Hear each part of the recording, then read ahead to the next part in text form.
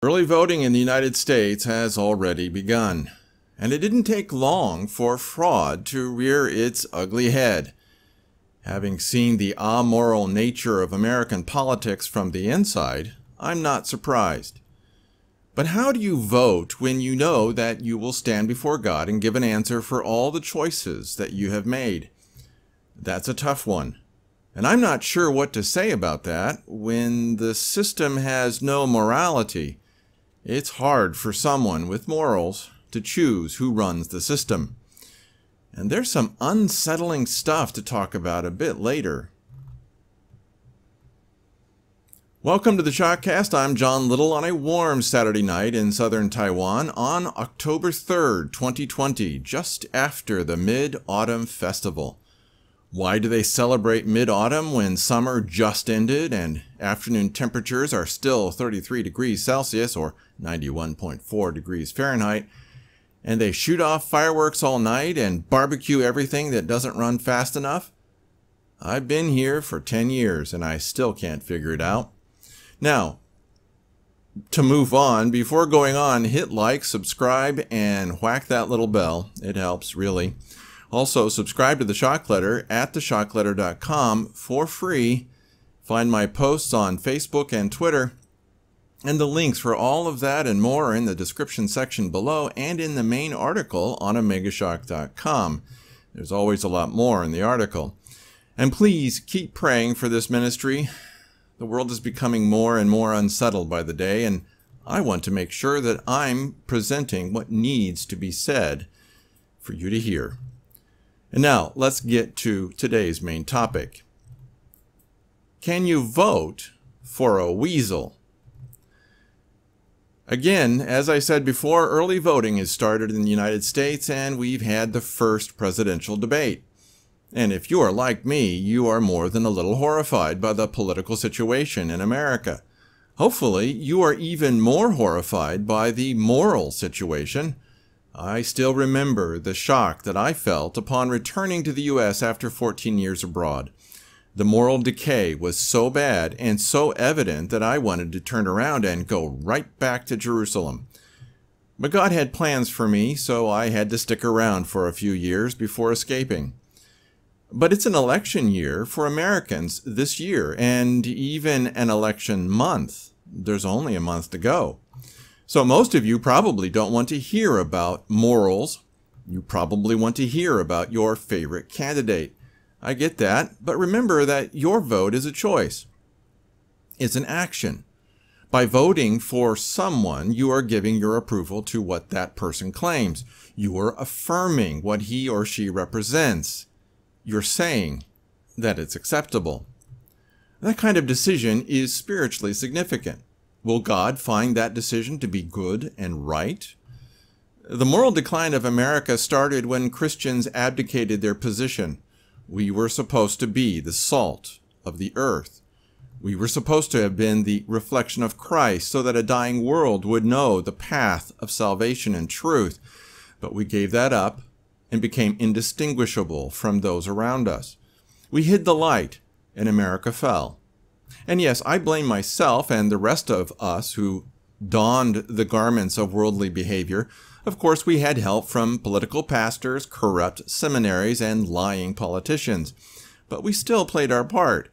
And every time that I read this verse, I stop and think, quote, "If my people, who are called by my name, humble themselves and pray and seek my face and turn from their wicked ways, then I will hear from heaven and will forgive their sin and heal their land." Close quote. 2 Chronicles 7:14, ESV. Wait, it said, "if my people." That's us. That's Christians. That's those who have called themselves by the name of God. That's you. That's me. It might be too late to save America, but it's never too late to ask God to forgive. It's never too late to humble yourself before God and admit that you have sinned against Him. It is never too late to turn from your wicked ways. But does the blood that stains our hands wash off? The blood of unborn children? Does the evil that we have taught our children in school and on television go away overnight? No, it doesn't. And I doubt that there are enough real followers of Christ in America, sufficient to turn the tide of judgment. Like Sodom and Gomorrah, our sins cry out for justice, and justice is coming. But I can say this. Someone stopped U.S. diplomats from marching in the gay parade, or gay pride parade in Taipei. Someone allowed Taiwan to buy weapons that she desperately needed to defend herself against true evil. Someone fulfilled his promise to move the U.S. Embassy to Jerusalem. Someone told the Arabs to shut up and sit down. I think that you know who that someone is. It doesn't mean that this person is a Christian or even a good person, but it might mean that you can vote for him. Oh, and in August, Joshua Chavez recorded this YouTube video on his channel, Service Christi, and I think that now is a good time to be looking at it again. The title of that video is, Can Christians Vote Democrat? And you'll find a link to it at the end of this video and in the description section below. Decades ago, you might have been able to find a Democrat to vote for, but not now. And there are a lot of Republicans that you might not be able to vote for either. America's lesser of two evils political system allowed the true evil to take over the government. I have a friend who bitterly remembers her own inaction when Roe v. Wade legalized the wholesale murder of children. She is now a passionate advocate for the unborn. I would love to believe that we could stop the shedding of such innocent blood, but like the cute and furry Weasel, our politicians love to steal, kill, and destroy. And it's time to stop giving them our permission to do so. It's time to stop voting for weasels. A few weeks ago, I heard a reference to Daniel 11:33, and I heard him hope to be among the wise who would instruct many. I also hope to be counted among those who have instructed many. But there's more than one painful context to that verse, so let's read the whole thing. Quote, And the wise among the people shall make many understand, though for some days they shall stumble by sword and flame, by captivity and plunder. Close quote. Daniel 11:33, the English Standard Version. All I can say is, ouch. This means that those who are wise and who teach properly will suffer greatly during the time of the Antichrist. And yes, that is a context that I am not looking forward to. However, this begs an important question. Why will there be a need for the wise to instruct many? Well, because so many Christians are deceived. Who will be deceiving them? Well, Daniel 11 talks about the Antichrist, about the abomination of desolation, and he will definitely be doing some heavy deception. But with so many heresies floating around, which is the heresy that the Antichrist will depend on? If I had to pick one, it would probably be the one that eliminates the book of Revelation and the prophecies of the Old Testament. Raise your hand if you know which one that I'm thinking of. That's right, preterism. They believe that the book of Revelation was fulfilled less than 40 years after Christ died and rose again.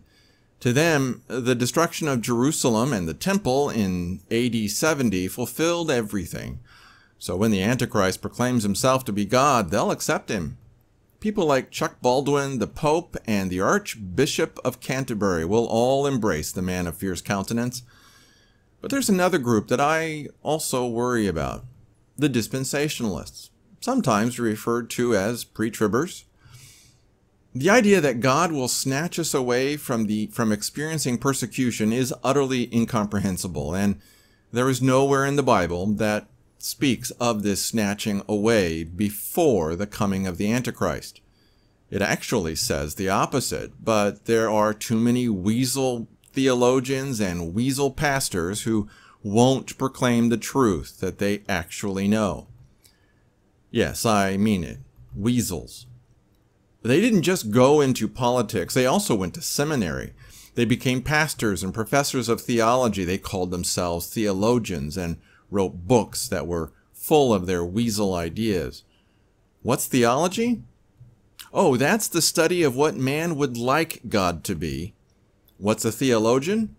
Someone who makes up his own idea of who God is and then writes a book about it.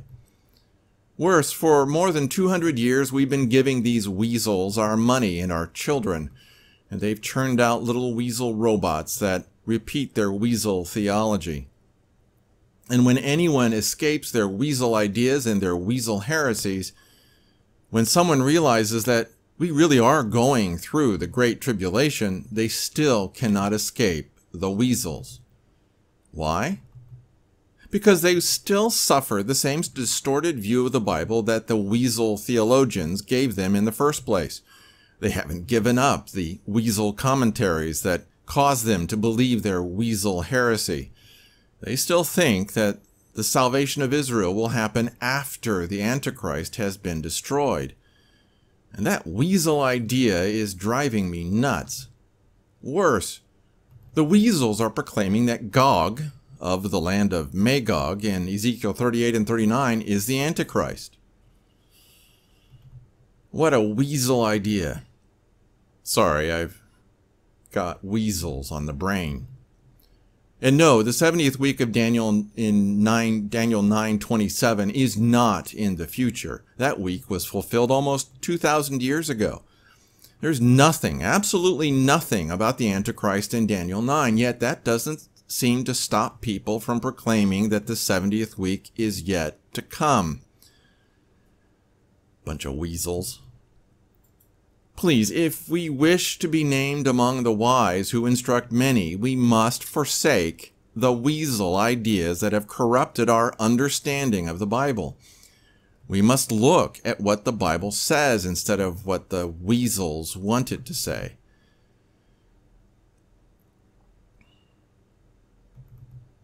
Then there's a weasel translation that I found in Zechariah 14:2.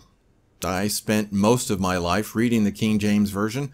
I enjoy the these and thous, the pomp and circumstance of the language, and even the th suffixes. But I keep finding translation errors that shockingly distort the meaning of what God is telling us. One of my more recent discoveries was that Luke 21:36 does not say what the King James Version claims that it says. The KJV claims that Jesus said for us to pray, quote, that ye may be accounted worthy to escape all these things that shall come to pass, close quote.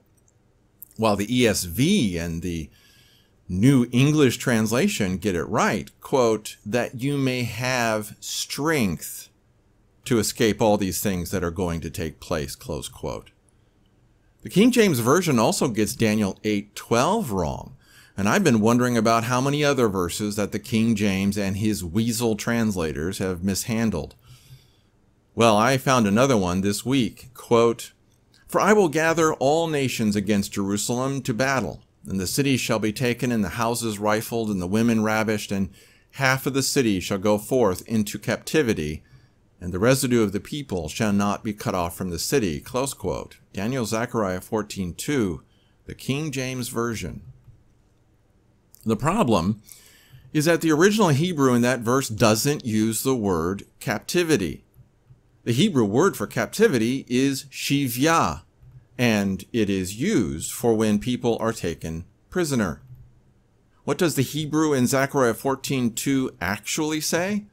Well, here's a hint from the book of Revelation. Quote, but the woman was given the 2 wings of the great eagle, so that she might fly from the serpent into the wilderness, to the place where she is to be nourished for a time, and times, and half a time. Close quote. Revelation 12:14, English Standard Version. Zechariah 14 and Revelation 12 talk about the same moment in time, when the Antichrist attacks Jerusalem. But where the KJV says captivity, the actual word is galut, or exile. Here is that verse in Zechariah translated properly. Quote, for I will gather all the nations against Jerusalem to battle, and the city shall be taken, and the houses plundered, and the women raped. Half of the city shall go out into exile, but the rest of the people shall not be cut off from the city." Close quote. Zechariah 14:2, English Standard Version. The Weasel translators employed by King James should have understood the difference, and they should have made that difference clear instead of inserting their own Weasel interpretation of that verse. I am sure that there are lots of people who would have seen the connection between Revelation 12:14 and Zechariah 14:2 a lot sooner if those weasels had given up their love for the Roman Catholic Latin Vulgate translation. I'm getting very tired of catching translation errors in the King James Version. It is starting to look more and more likely that I really will be switching to the English Standard Version for my daily reading. I don't want to, but I cannot tolerate having my mind corrupted by a weasel translation made by Catholic wannabe weasels.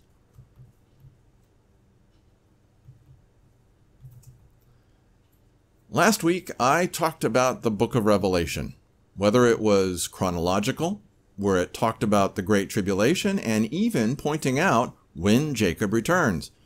There's a link in the description below, and in case you haven't read it yet, it was called The Last Gasp of Satan's Revolution. You can find it on omegashock.com.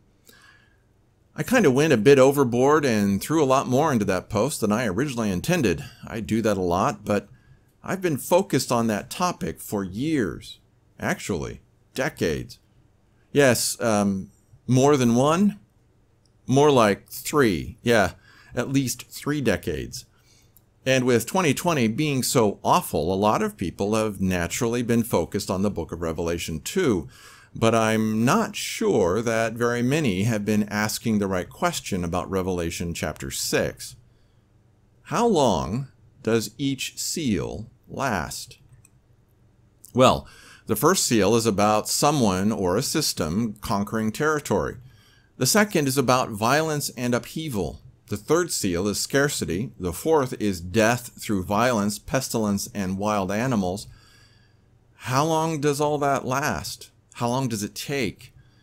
At least years. Even if you want to argue that time periods overlap, and I'm not sure how much they would overlap each other, we're having to deal with seal 6. There's a definite stop in the process of the opening of the seals. What happens during that pause? The salvation of Israel and the marking of the 144,000 Israelis. And if the first 4 seals take years to accomplish, you know that the pause between seal 6 and 7 is at least years, even a decade, or 2, even 3. Do I hear 3 in there? And we will not see the Antichrist proclaim himself to be God until after the 6 seals and the pause have been accomplished. And why should there be a special proclamation to pause the opening of the seals? Why would the sealing marking of the 144,000 take any more time than the other seals? Well, there's more than one answer to that, so let's start with the less scary and more spiritual answer. It takes at least some amount of time for each Christian to reach spiritual maturity. It takes at least years. Some Christians require decades of growth to reach maturity. Others never do. Great answer, right? But there's a far more painful and even frightening reason for why there would be such a pause. And that reason was pointed out by a very smart reader, Chris, who is far too smart for his own good. But he always makes sense, which is why this is not the first time that I've quoted him. Quote, "There is one more thing supporting your thoughts about the pause before seal 7, the nature of the 6th seal. Many associate the description of the 6th seal with natural disasters accompanied and foreshadowed by eclipses. So did I for many years, until I saw animation of the event on a YouTube channel we both know, a channel not associated with the Bible at all. I realized that every single word of Revelation 12 through 17 fits together so precisely that I'm still in kind of a shock. And there are no eclipses in Seal 6. There is something far, far worse, capable of giving us a pause for literally years, and looks that it will. Close quote. Chris is referring to something that we are only now beginning to understand, a micronova. And we now know that stars do that a lot, and astronomers have begun to wonder when our star, our sun, will do that again. And yes, this will not have been the first time. Some have begun to predict that it will happen within the next decade or so. How do you prepare for a micronova? For those of you who want to know more about this, and you need to, I will have a link to the Earth catastrophe cycle from Suspicious Observers that I talked about last time. I subscribe to that channel on YouTube, and you should also. As always, thanks Chris for that input. I am now even more depressed than before. Of course, we are engaging in some speculation here, so don't take our word for it. And as you consider the amount of time involved, think about the events that might happen next. Is the first horseman already riding? If so, when did it start? Is that first seal about the rise of the 10 kings? What about the second seal, and the third, and the fourth? And as you think about what I've said here, pray for Donald Trump. As I was writing on Friday, the news came out that he and his wife tested positive for SARS-CoV-2. It might have some symptoms. Now, as I record this, he is in the hospital with difficulty breathing. He has a fever and is suffering from fatigue. I'm not sure what all of that means. It might turn out to be nothing serious. It might be a harbinger of catastrophe. We'll see. These are the last days, and they were always going to be very hard to live through. That's it for this Shockcast. Again, hit like, click subscribe, and whack that little bell. And please share this video or the MP3 below. After you have done all of that, leave a comment. I like seeing what you have to say about what was said here. Your input is welcome. Then help keep Omega Shock and the Shockcast alive. There's a link below that can help you do that. I did this for free for 8 years. Now I can't. Also, subscribe to the Shock Letter at theshockletter.com and read my books for free, When Jacob Returns and Ezekiel's Fire. You do not want to get caught by what is coming.